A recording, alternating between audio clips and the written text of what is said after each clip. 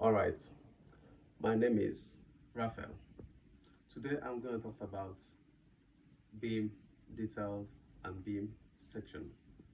I'm going to show you how to interpret a beam section when next you see a beam details and a beam sections. How do you call the reinforcements? How do you understand it? So let's go. All right. From the topic here, beams, details, and sections. Okay. All right. Let's look at this. This is a beam. This is a simply supported beam, supported by columns at the grid line 1 and column at grid line 2 rather. And this is a beam. This is a beam. Now, within the beam, we have another two lines at the top level and the bottom level. Now, this line at the bottom area, this is a primary reinforcement, and the one here is a secondary reinforcement.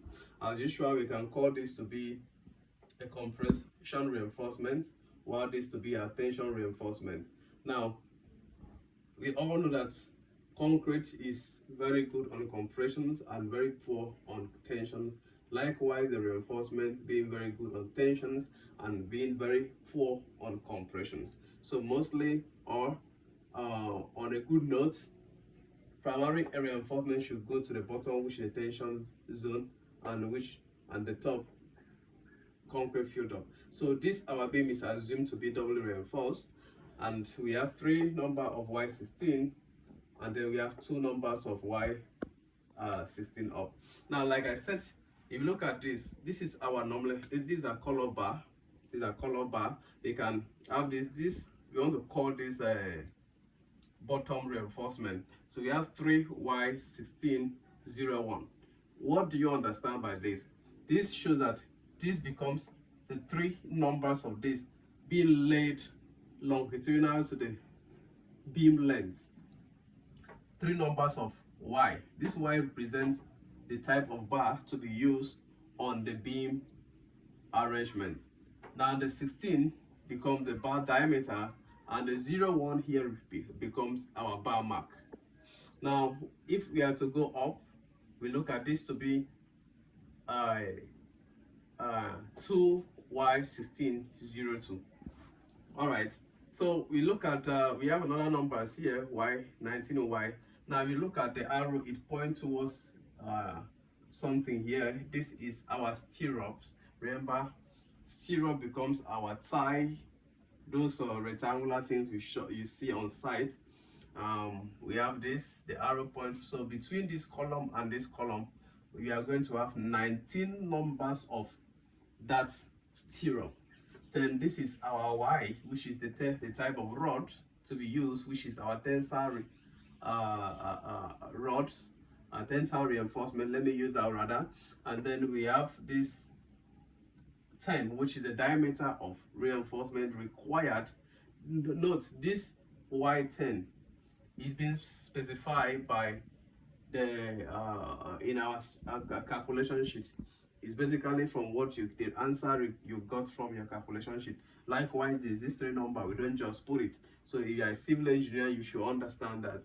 And then this 03 becomes our bar mark, and then this at becomes distance of in between this and this and this. Remember, if you are doing your reinforcements, this becomes, let's say, this.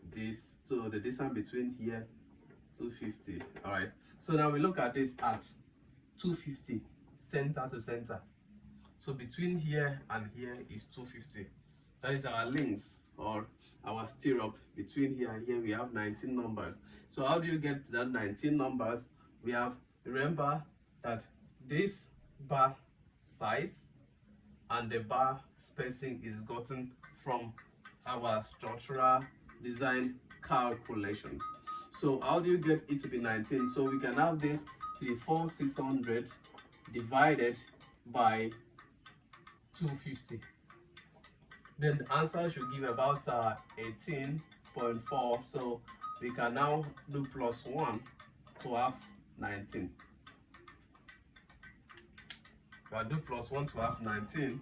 Then we come down to beam sections. Now this is our beam sections. Remember, if you look at this, we have A to A. This is our section line. So we cut across this beam, turning it to look at the left side direction.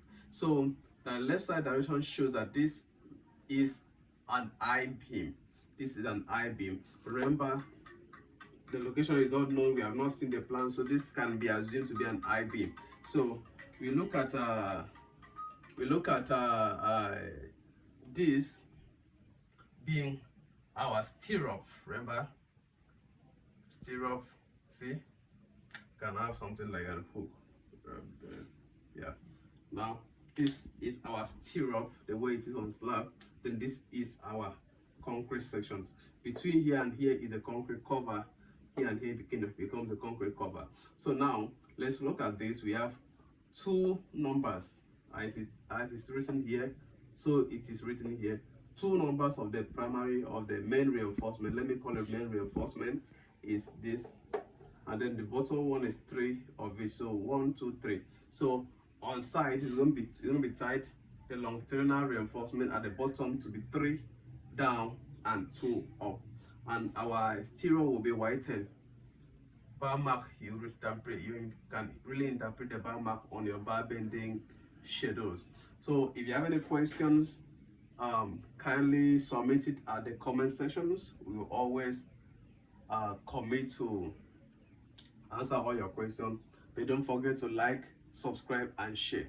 Thank you very much.